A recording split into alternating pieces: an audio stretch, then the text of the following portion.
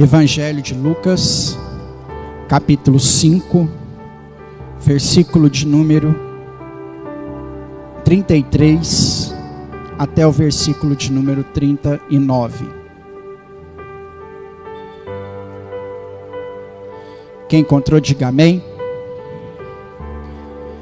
O texto diz assim: disseram-lhe eles, os discípulos de João, e bem assim o dos fariseus, frequentemente jejuam e fazem orações. Os teus, entretanto, comem e bebem. Jesus, porém, lhes disse: podeis fazer jejuar os convidados para o casamento, enquanto está com eles o noivo?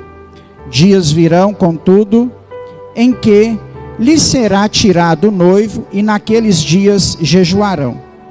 Também lhes disse uma parábola: ninguém tira um pedaço de vestes novas e põe em vestes velhas, pois rasgará a nova,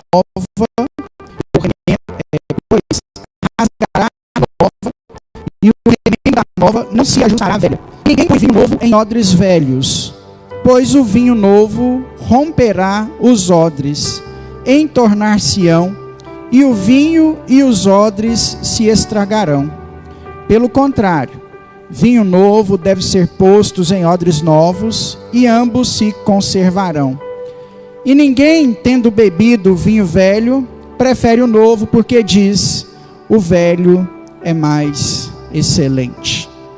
Deus, eis aqui a tua palavra que foi lida, será ministrada aos nossos corações nessa noite, e é desejo do nosso coração ouvir aquilo que o Senhor tem para falar conosco neste lugar, através da tua palavra, que é soberana, que é pura, que é limpa. E em nome de Jesus nós rogamos ao teu Espírito Santo para que o teu nome seja santificado em nossas vidas através desta palavra. Fica à vontade entre nós, Senhor, em nome de Jesus. Amém. Pode se assentar, meu irmão.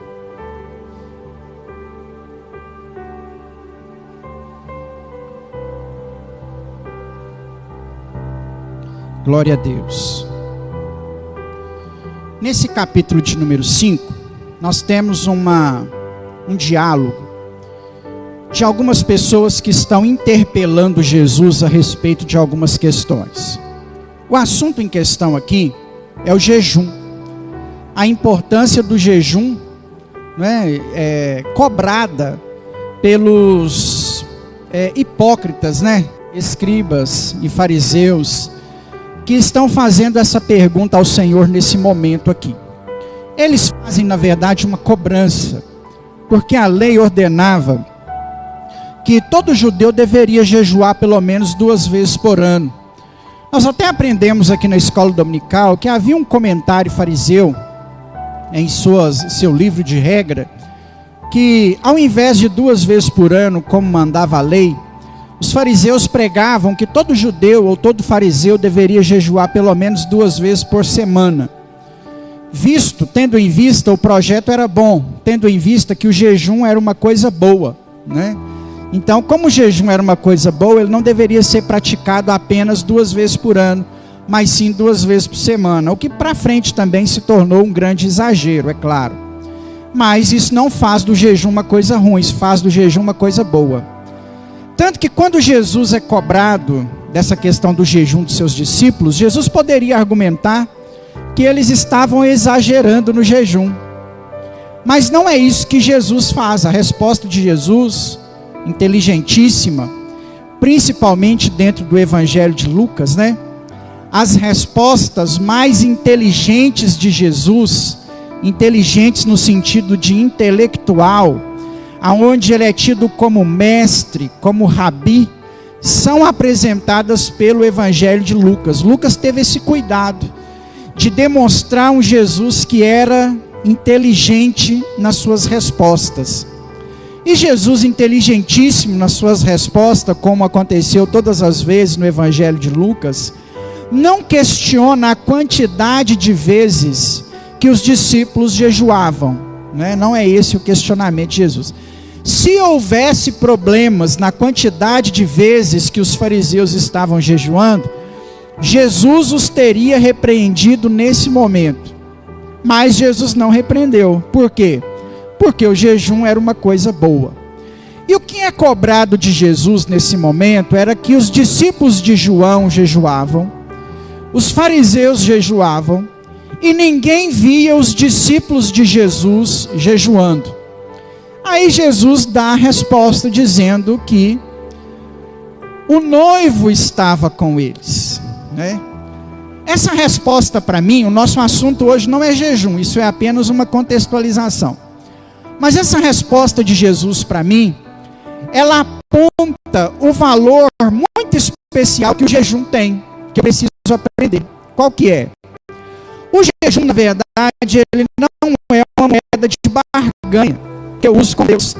Ou seja, eu vou jejuar e o Senhor faz isso por mim. Se eu jejuar, o Senhor faz aquilo por mim. Se eu jejuar, o Senhor abre a porta.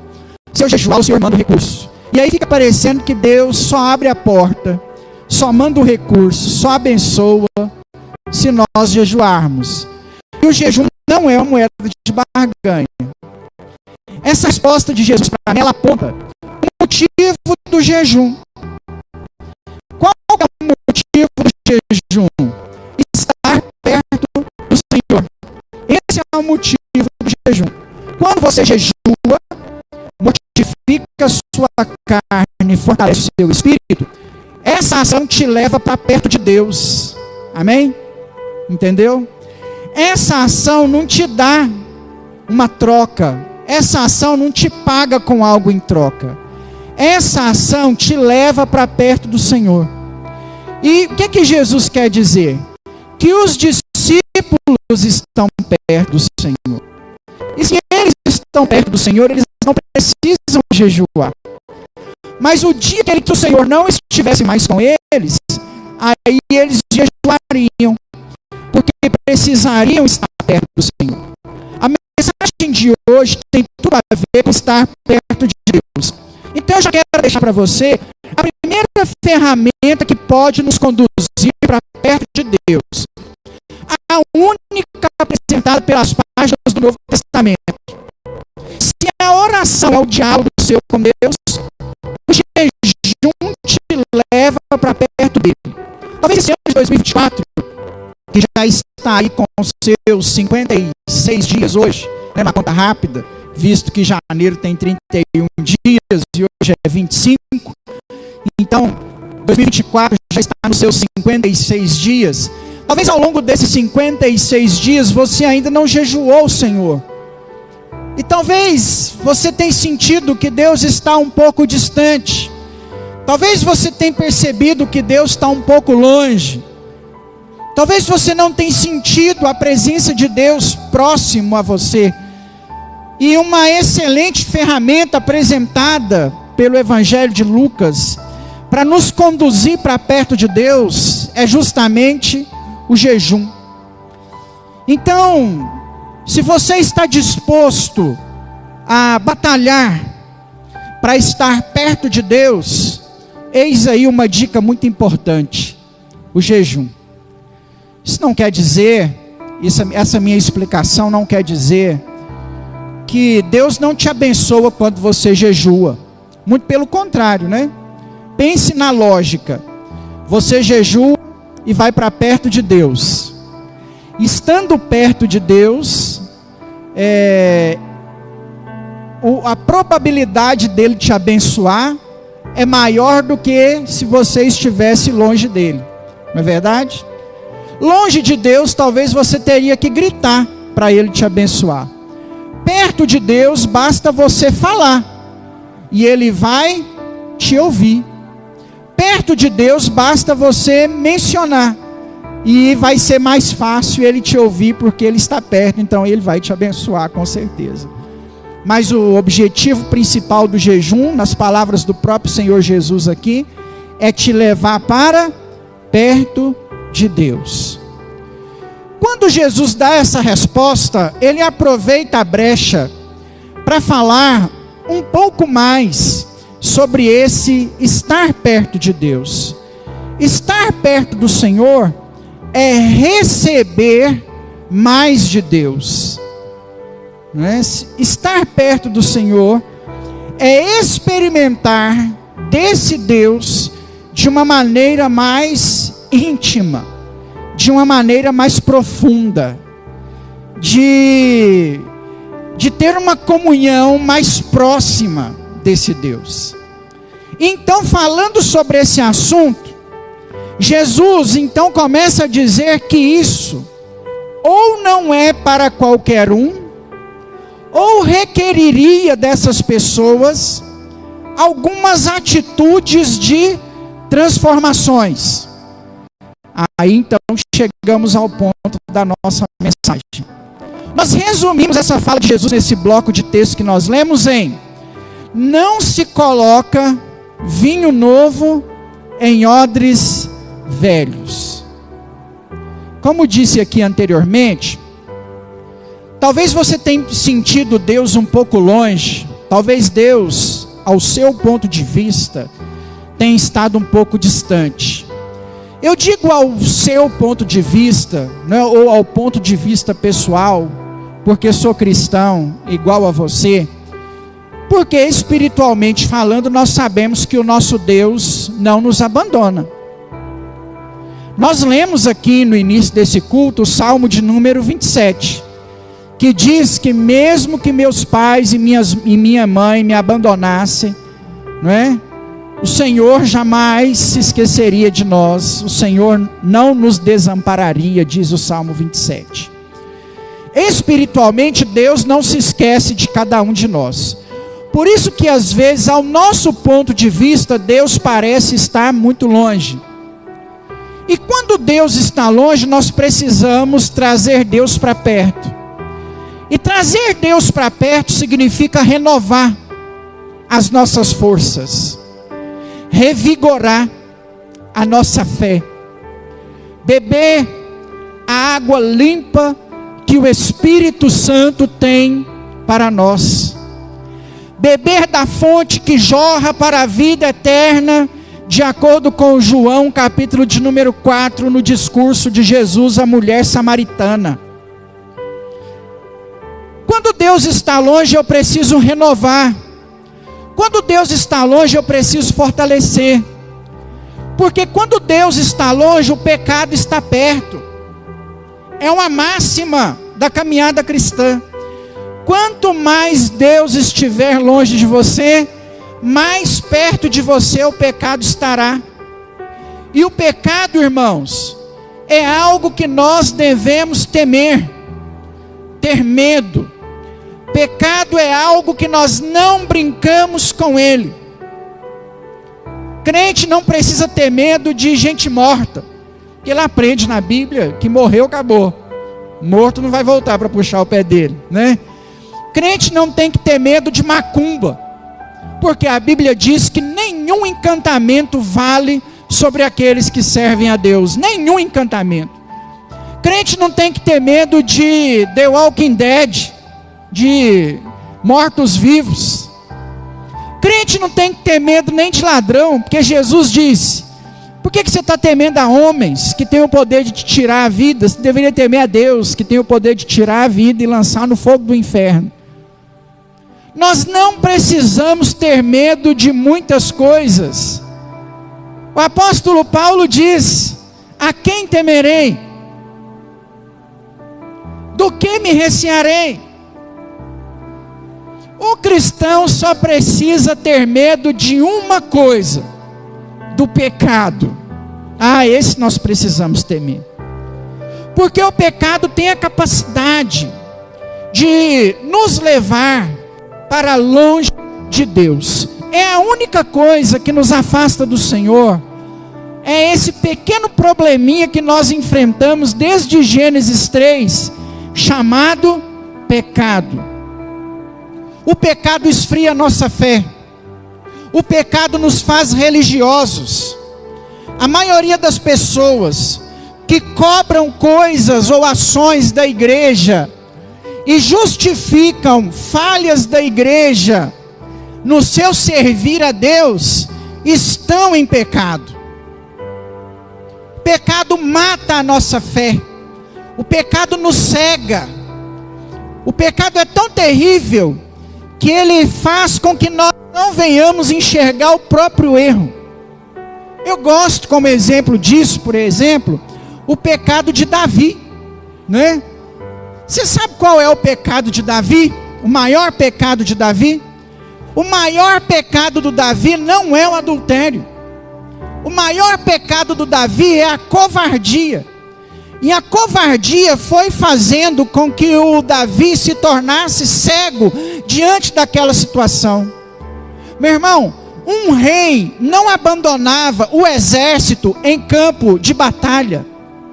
O problema do Davi não é ver uma bela mulher se banhando em praça pública, é ter voltado do campo de guerra e deixado os seus soldados sozinhos. A prova disso é que quando mais alguém volta, Urias, e tem a oportunidade de ficar em casa, ele fala assim: vive Israel, vive o rei, e os meus amigos que estão no campo de batalha, que eu não dormiria na minha casa, enquanto os meus colegas morrem. Aquilo lá é uma indireta, né? Talvez não é nem uma indireta, é um cruzado de esquerda, igual o Popó fez aí nessa madrugada, na cara do rei. Aquilo lá não é só porque ele está tomando uma boa atitude, ele está falando para o rei o que o rei deveria fazer. Não era estar em casa banqueteando, oferecendo festa e dormindo na cama. Era estar no campo de batalha, a covardia.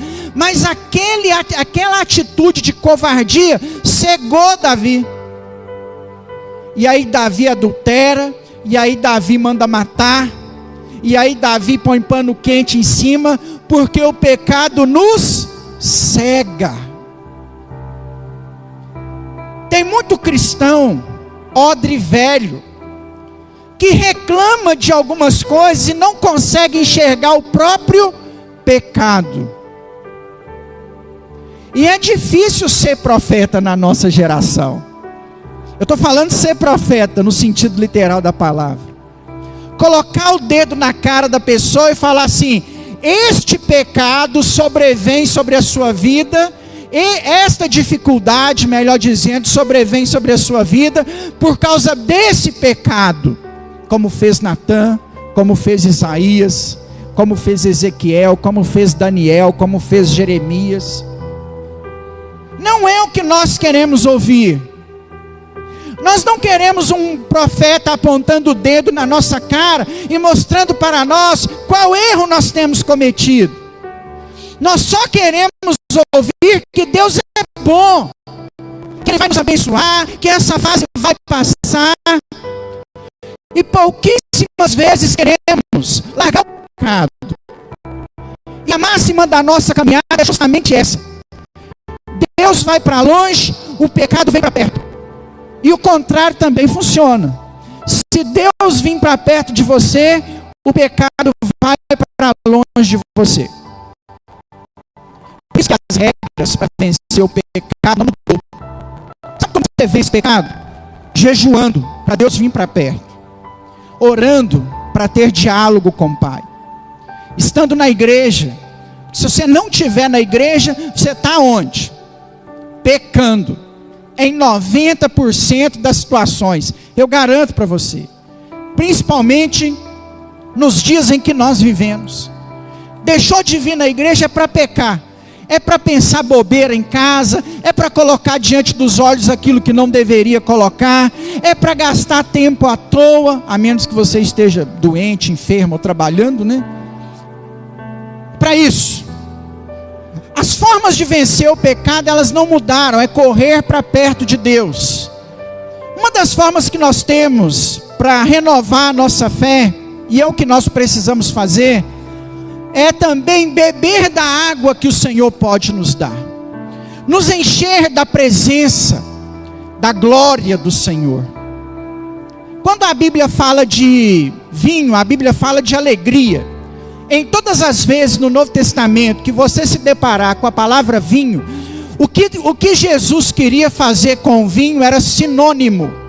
Vinho para o judeu é sinônimo de alegria. Em qualquer texto, Alegria. Por isso que o vinho é aconselhado naquele período, não hoje, naquele período, era aconselhado até em momentos depressivos, porque o vinho era sinal de alegria, a alegria de Deus sobre a vida do cristão, que hoje não é mais o vinho. Já sei, pastor, já que eu estou querendo ficar alegre, vou comprar ali um vinho, que eu vou ficar feliz, né? Vai vir a alegria do Senhor. Não, eu quero lembrar você da alegria do Senhor, que é a nossa força, como disse Paulo. Não é mais o vinho, está lá em Efésios capítulo de número 5, né? Quando o apóstolo Paulo fala assim: não vos embriagueis com vinho, mas enchei-vos do Espírito. Sabe por que esse texto é mencionado? Porque a alegria do judeu era representada pelo vinho. E hoje você não precisa do vinho para ser alegre mais, porque o Espírito Santo de Deus é que promove alegria no seu coração. Você não precisa de uma dose de vinho, você precisa de uma dose do Espírito. O Espírito é a alegria do Senhor. O Espírito é o vinho novo. Não é o vinho mais no sentido da palavra. Alguém ocupou o papel do vinho, e esse alguém chama Espírito Santo. O Deus que não deve ser entristecido, em Efésios 4:30. Renovar as nossas forças é beber vinho novo. Mas não é beber vinho literalmente, é beber uma nova unção. Todo cristão, de vez em quando, ou de vez em sempre, né? Já que a gente quer estar bem, precisa beber da porção do Espírito Santo de Deus. Todos nós precisamos. Não dá para ficar só na letra da palavra. Não dá para ficar. A letra é muito boa, fortalece a nossa fé, nos mantém de pé, é a nossa base. Mas sem uma real e verdadeira experiência com Deus, sem beber da água do Espírito, essa letra não é nada. Não vale a pena nada conhecer sem experimentar, sem provar, sem beber da água do Espírito. O ideal para o cristão é que, além de conhecimento teórico, teológico, bíblico, ele beba também da água do Espírito, ele experimente do seu Deus, ele prove do poder do Espírito Santo sobre a sua vida.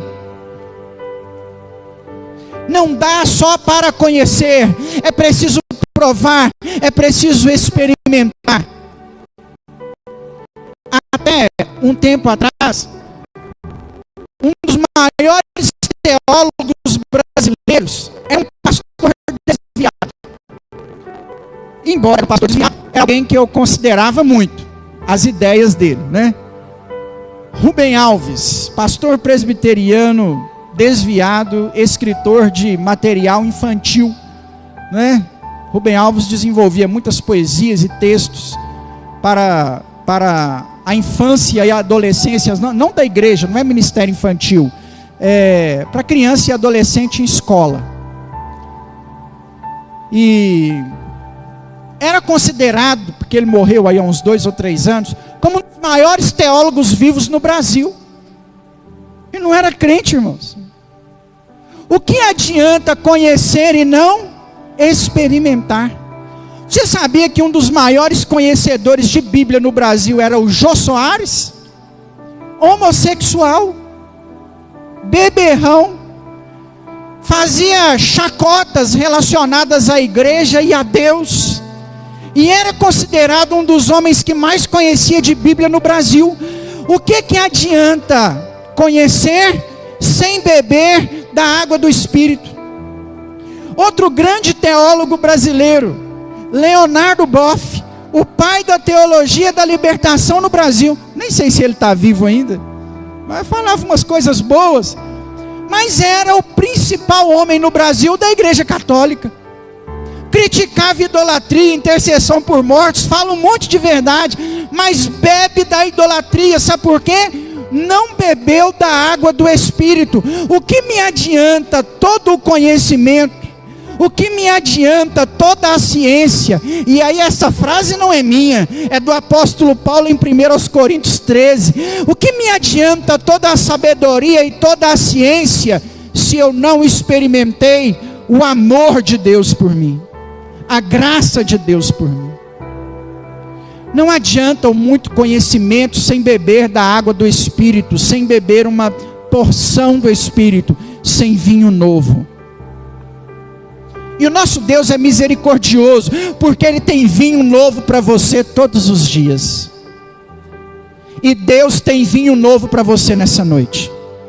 Amém? Fala para o irmão que está do seu lado aí, Deus tem vinho novo para você nessa noite. Deus quer renovar a sua fé. Deus quer fortalecer você. Deus não quer você nesse pecado. Deus não quer você preso nesse alcoolismo. Deus não quer você preso no vício. Deus não quer você preso na pornografia. Deus não quer você preso naquilo que desagrada a Ele. Deus não quer você com esse coração que parece uma pedra de gelo, um iceberg. Ele tem vinho novo. E conhecimento você tem, ou você está adquirindo. Quais motivos levam as pessoas a frequentar a Igreja Batista Nacional Atos? Não é falsa modéstia, nem orgulho, é uma característica nossa. Todo mundo que nos procura me fala uma coisa: palavra. Então eu diria para você, talvez palavra você já encontrou, mas só isso não é suficiente. Deus quer vinho novo. Deus quer uma nova unção. Deus quer que nós bebamos da água e do Espírito. Você já viu no discurso de Jesus com a mulher samaritana? Ela sabia, ela conhecia, ela identifica profetas, ela sabe o que é, o que não é, ela sabe qual é o problema, ela sabe o que é adoração e o que não é adoração, ela tem conhecimento de causa. Mas sabe o que essa mulher não tinha? Bebido da água, da fonte que jorrava para a vida eterna. Ela não tinha provado, ela não sabia qual era o gosto. E Jesus fala para ela assim: a água que eu tenho mata a sede, a água que eu tenho sacia o gosto que você não conhece. Nós temos que beber da água. O crente que bebe vinho novo, e eu vou falar todas as vezes, não é vinho literal, é porção do Espírito Santo. O cristão que bebe vinho novo, dificilmente ele desvia, dificilmente ele entrega os pontos, dificilmente ele cai em pecados escandalosos. Ele cai em pecados, entre aspas, menores, se é que pecado tem tamanho, mas não cai em pecados escandalosos. Sabe por quê? Porque quem bebe do vinho do Senhor, da alegria do Senhor, do Espírito Santo de Deus, tem uma força a mais, tem algo a mais. Então nós temos que bebermos. Não dá só para conhecer. Todo cristão, de vez em sempre ou de vez em quando, precisa de uma porção nova do Senhor, de um vinho novo do Senhor. O que isso tem a ver, pastor? O contexto que o senhor está pregando tem tudo a ver, porque Jesus está apresentando àquele pessoal um vinho novo. Não era só a letra da lei, não era só os escritos farisaicos, não era só as interpretações. O Senhor tinha algo novo para eles. E Jesus fala assim: eu não posso colocar vinho novo, alegria nova em odre velho, porque ele se rompe, ele não aguenta. Jesus tinha coisa nova, chama evangelho, irmãos. Sabe qual é o significado da palavra evangelho? Boas novas, boas notícias, as novas novidades. São boas novas de salvação. Jesus tinha coisa nova, mas aquelas pessoas eram velhas. Não dava para receber coisa nova sendo velha. Não dava para entender a questão do jejum sem entender quem estava com eles, a novidade que eles tinham diante dos olhos. Tem tudo a ver. Quantas vezes nós somos odres velhos? Mas qual é a máxima do bloco de texto? Não se coloca vinho novo em odres velhos. Repita comigo: não se coloca vinho novo em odres velhos. Apenas se coloca vinho novo, meu irmão, em odre novo. E existem situações que vai fazendo com que nós fiquemos velhos. E aí não dá para Jesus colocar vinho novo em odre velho. Várias coisas nos fazem odres velhos. Várias coisas. A primeira delas é a religiosidade. Nós falamos aqui de manhã também a diferença de religião para religiosidade. Religião é cuidar, é fazer, é agir. A religião, disse Tiago, é verdadeira. A palavra religião significa religar, vem do latim. É o que conecta o homem com Deus novamente. Por exemplo, o cristianismo, ele é uma religião, e é a verdadeira religião. Você não se conecta com Deus, você não se religa a Deus, sem a ferramenta chamada religião. Essa religião pode ter defeitos, pode ser problemas, mas ela é a ferramenta essencial para você estar no cristianismo. A religiosidade, ou seja, a prática excessiva da religião, o colocar a religião acima de Cristo é errado. Então a religiosidade nos faz odres velhos. Nós vamos colocando tantos porquês que fica difícil Jesus nos dar coisas novas. Olhe para dentro de você. Não olha para o outro, não. Como que às vezes nós somos difíceis. Nós vamos colocando regrinhas dentro da igreja para que Deus possa agir. Nós vamos criando um monte de barreiras.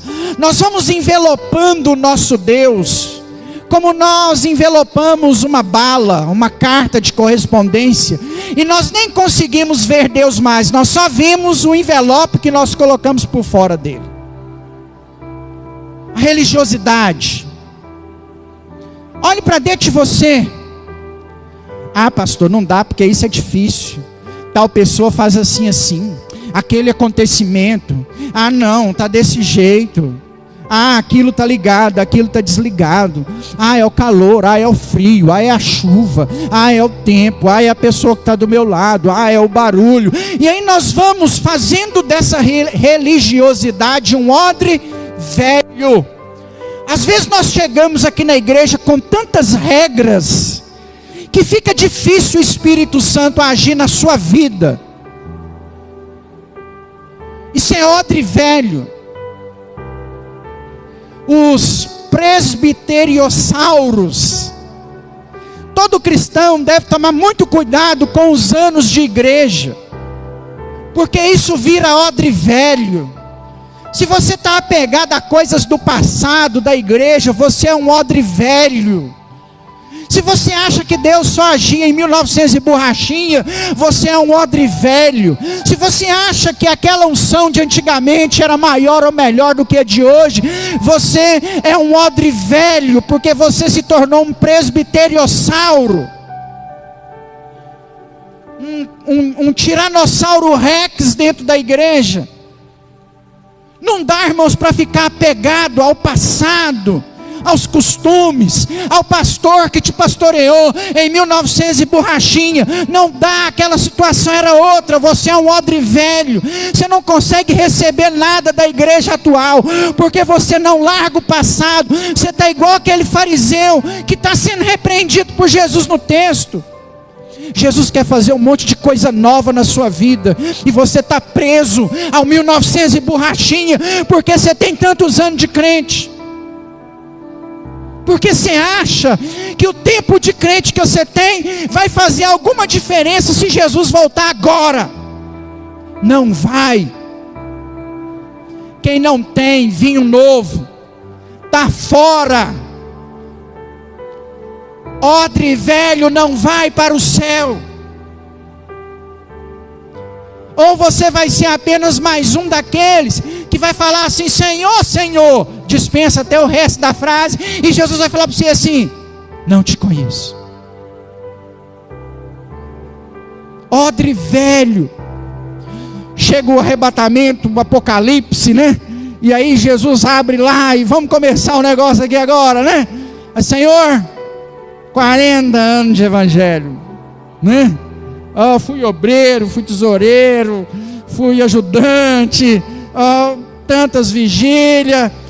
Espera aí, tem vinho novo aí? Seu tempo de evangelho não garante a sua salvação, e sim o vinho que está dentro de você. É novo ou é velho? Não é porque você tem X tempo de igreja, não é porque você está desde o início. O vinho que está em você é novo ou é velho? Isso nos torna, irmãos, estar preso ao passado nos torna odres velhos, iguais àquele fariseu. Sabe o que mais nos faz odres velhos? Já citei aqui, dispensa comentários extensivos. O pecado. O pecado te envelhece. Literalmente falando, sabia disso? Por que nós envelhecemos e morremos? Por causa do pecado.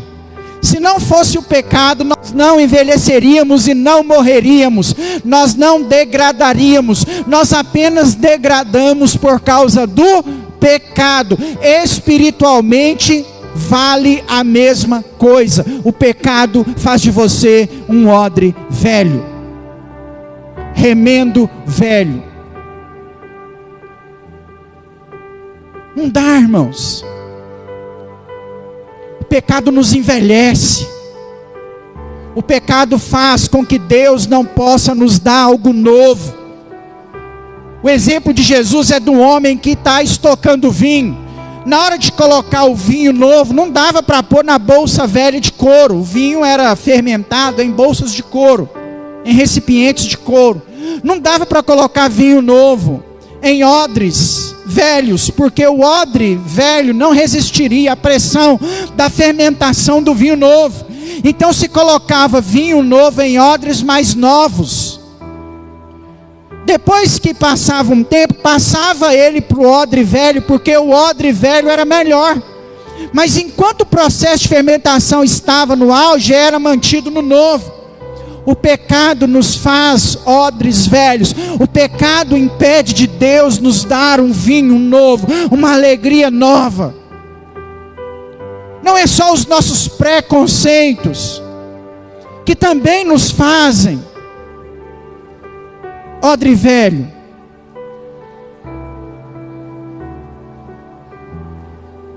Para receber de Deus, nós não podemos ter preconceitos, irmãos.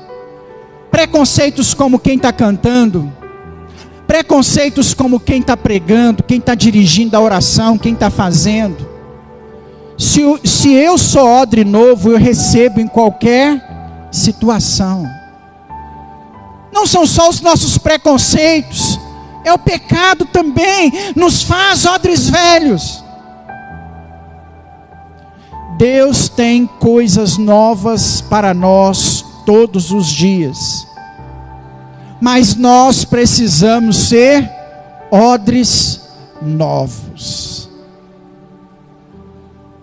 Seja um odre novo. Venha para a igreja desarmado, sem preconceitos, sem se importar. Deus vai te ajudar a resolver os seus problemas, mas por um momento deixa eles lá fora. Vem para a igreja querendo beber da água que só o Espírito pode te dar.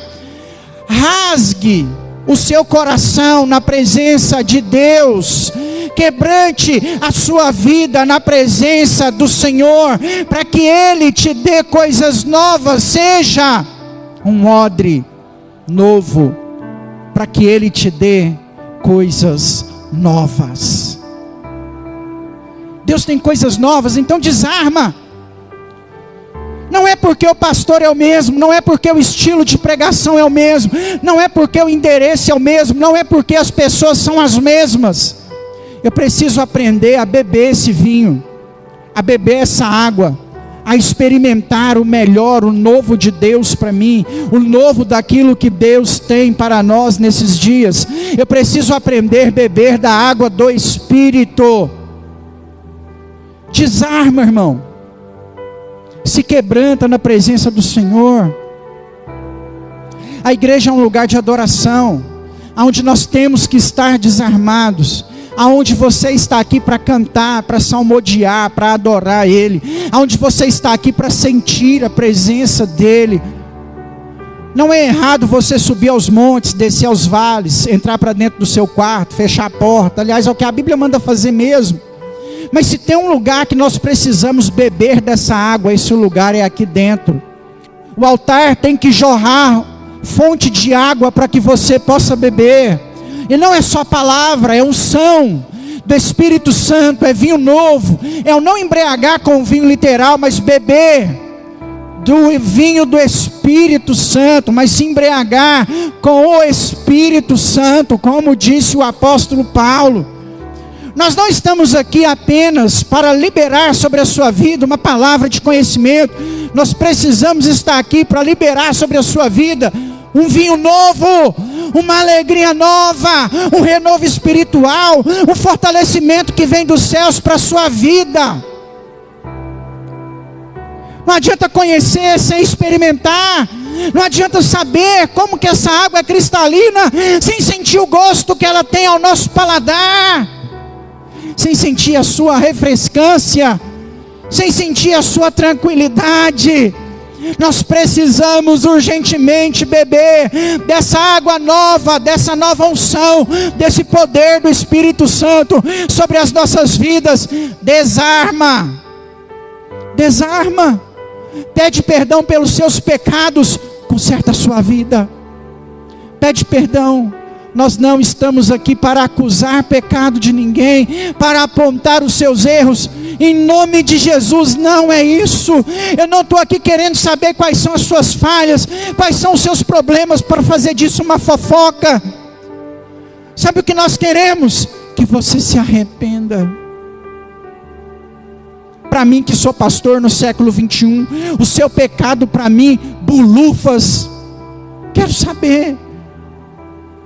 Não me interessa, eu quero te ajudar, eu preciso te ajudar, para que você entenda a necessidade do arrependimento, te dando uma palavra para que você queira mudar de vida, para que você queira sair dessa situação.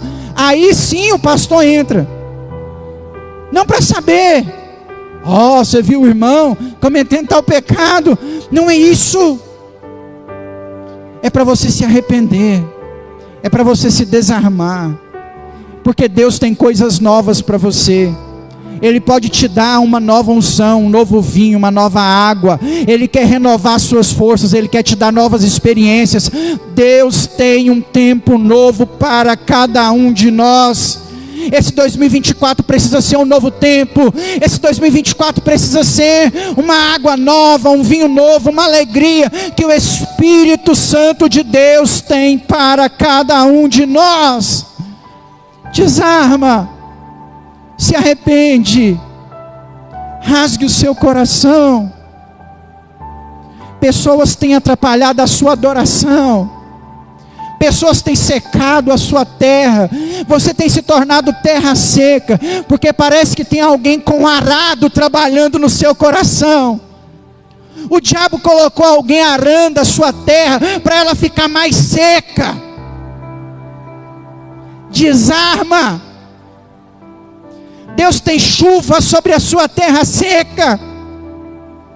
Tem alguém te envelhecendo, tem alguém te paralisando, tem alguém te parando.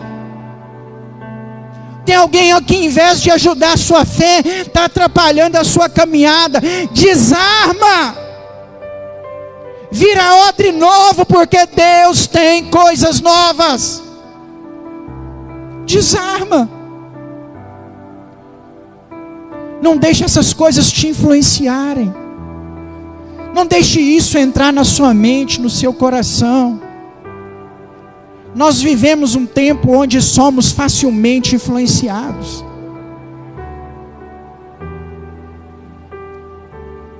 Um exemplo disso está na internet, né? Comece a se alimentar de algumas coisas da internet, que você vai ver o quanto que você é influenciável. As pessoas estão nos influenciando a ponto de colocar terrorismo na nossa mente, no nosso coração. Você já conversou com algumas pessoas que são influenciadas pela internet? O camarada acha que a qualquer momento o Lula vai fechar todas as igrejas e vai acabar com tudo, porque a pessoa está tão bitolada naquilo, eu até não duvido, mas a pessoa está tão bitolada naquilo que aquilo vira um terror. A pessoa tem medo do Lula, a pessoa anda com medo porque a internet colocou isso na cabeça dela. Não estou defendendo, só estou falando o quanto que às vezes nós somos influenciáveis. O cara na internet fala alguma coisa de uma comida, e aí a gente já está com aquilo na cabeça o dia inteiro, sofrendo, por causa de um trem que a gente ouviu na internet, que a gente nem sabe se é verdade. A internet mata pessoas que não morreram ainda. O terror que está sendo plantado no nosso coração, através dessas coisas, é muito, cuidado. Nós estamos aí com medo de vir uma nova doença, um novo trem que vai matar todo mundo, que vai fazer com que tudo de ruim aconteça. Calma, meu irmão, não é por aí. Estou dizendo que não vai acontecer, mas nós confiamos em quem? Oh, irmãos, eu estou falando só para crente aqui nessa noite, só para gente que tem a vida nas mãos do Senhor. Não é possível que o seu Deus não vai te guardar, para você ficar, e vem o coronavírus 25, e vem malária, e vem doença, meu Deus, está todo mundo morrendo, a dengue matou todo mundo agora. Não é para tanto, irmãos. Não quer dizer que não matou, pessoas morreram, infelizmente. Tem cuidado, limpar o quintal, mas cuidado com o peso que isso está sendo colocado sobre o seu coração. Nós somos facilmente influenciáveis, e aí as pessoas negativas estão nos influenciando, matando a nossa fé, minando o nosso coração, e nós estamos enterrando nossos talentos, nos tornando odres velhos, sem receber coisas novas do Senhor. Eu não quero ver você frio. Eu não posso ver você na igreja sorveteriana. Eu não posso te ver morno. Eu não quero ver você um odre velho. Deixa a chama do Espírito Santo queimar no seu coração. A partir dessa noite, beba a água viva que sai do trono de Deus para você. Deixe as coisas do passado no passado, e siga para coisas novas que estão diante de você. Se Paulo fez isso em Coríntios 15, eu também posso fazer. Prossigo para o alvo da soberana vocação de Deus em Cristo Jesus, deixando-me as coisas que para trás ficam, prossigo para aquelas que estão adiante de mim. Prossegue para o alvo. Faça como Paulo. Deixa as derrotas para trás. Deixa as prisões para trás. Deixa os açoites para trás. Deixa as perseguições. Deixa as friezas espirituais. Deixa as influências negativas para trás. Coloque Cristo diante dos seus olhos e tenha Ele como seu alvo. Seu alvo é Cristo. Beba da água que o Senhor tem para você. Prossiga adiante, porque Deus tem coisas novas sobre a sua vida. Prossegue. Ai, não dá porque tal pessoa fez isso aqui, eu estou escandalizado. Não dá porque fulano de tal falou isso comigo, eu não consigo. Consegue. Tem que se levantar, tem que seguir, tem que trocar o couro do odre, faça o que for necessário. Essa semana os irmãos compartilharam lá no grupo da igreja, né, um oleiro fazendo um vaso de barro. É mais ou menos o que Jesus quer dizer com o odre velho, irmãos. Por isso que Jesus disse a Nicodemos que tinha que nascer de novo, que não dava para ser recipiente velho, para beber da água do Espírito, não dava. Tem que se refazer, tem que se levantar, refaça a sua fé.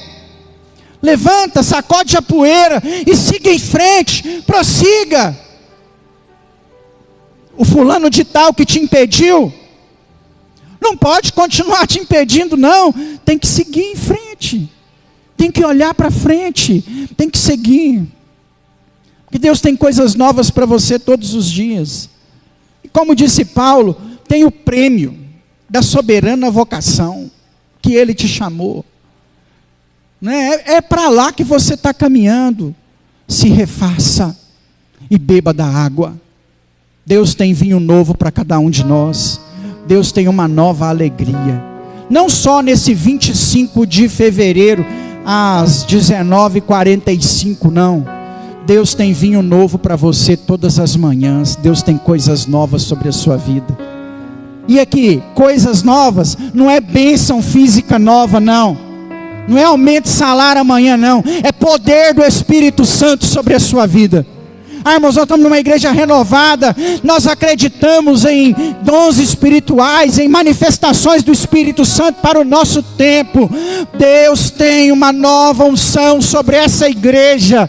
Eu creio nisso. Deus tem um novo mover sobre a sua vida.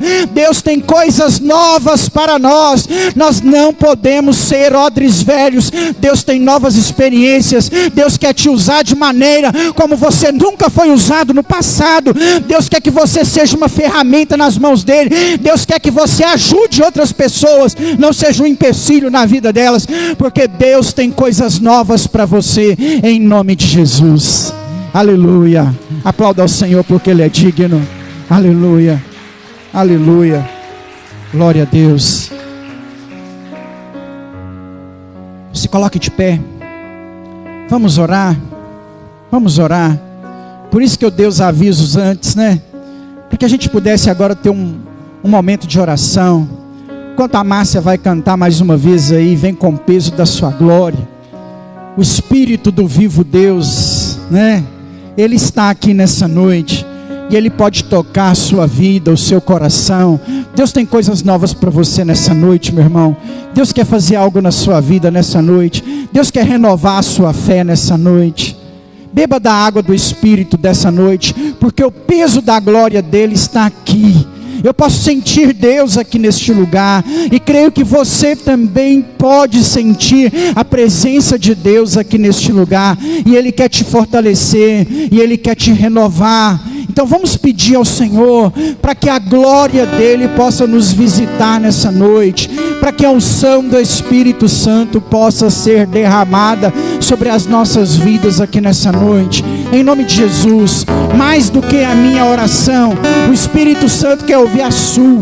Pede o Senhor para te refazer, pede o Senhor para juntar os cacos que sobraram, porque você está aqui na igreja. Isso é um bom sinal, sinal que nem que seja aos cacos você está aqui, e Ele tem uma nova unção para ser liberada sobre a sua vida, e Ele pode refazer o vaso, Ele pode quebrar e fazer novamente, Ele pode trocar o couro, porque o que é impossível para o nosso Deus? Nada é impossível. Largue os seus preconceitos, abandone aí aquilo que às vezes tem te travado, tem te engessado na presença do Senhor. Não se importe com quem está ao seu lado, com o que está acontecendo, apenas creia naquele que está aqui nessa noite e pode te dar uma nova unção, meu irmão, em nome de Jesus.